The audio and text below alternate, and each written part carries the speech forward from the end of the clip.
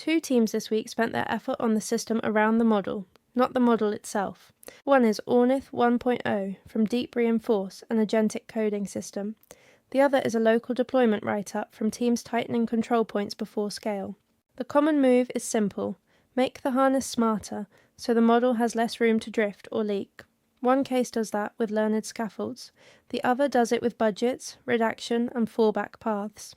On the agent side, Audit 1.0 is the clearest case of learning the scaffolding, not just the task. That matters, because agent loops often fail in the harness, before the model really gets to the hard part.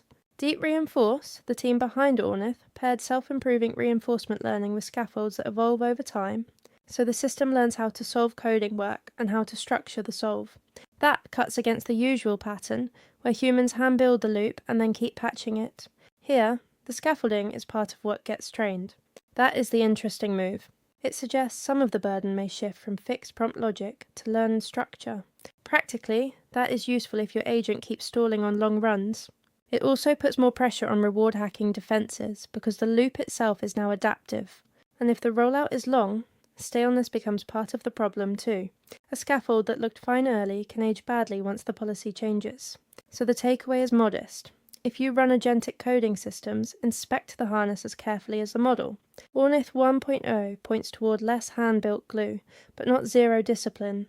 Meanwhile, the local deployment story is about control points, not bigger models. The clearest example is Celix's, a self-hosted LLM gateway.